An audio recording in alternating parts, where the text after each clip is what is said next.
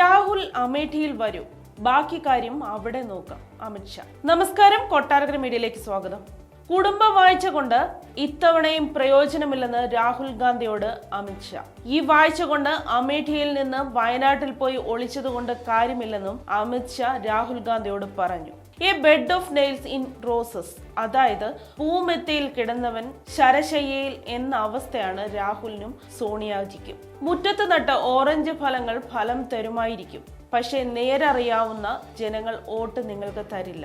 വയനാട്ടിൽ MP ആയിരുന്ന നിങ്ങൾ വയനാട്ടിൽ എത്ര തവണ പോയിട്ടുണ്ടെന്നും അമിത്ഷാ ചോദിച്ചു. രാഹുൽ അമേഠിയിൽ വന്ന് മത്സരിക്കണം, ജനങ്ങളുടെ സ്വാഭാവിക സംശയം തീർത്തു കൊടുക്കണം. എന്തിനാണ് നിങ്ങൾ അമേഠിയെ ഭയക്കുന്നത്?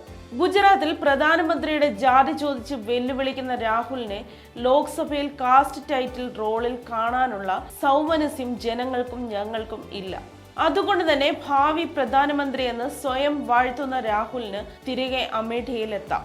അവിടെ സ്മൃതി ഇറാനിയുടെ വിജയമോ പരാജയമോ അല്ല രാഹുലിന് വേണ്ടത്, പകരം ജനങ്ങളെ കബളിപ്പിച്ച് ലോക്സഭയിൽ എത്തുക എന്നത് മാത്രമാണ് ലക്ഷ്യം, അമിത്ഷാ പറഞ്ഞു.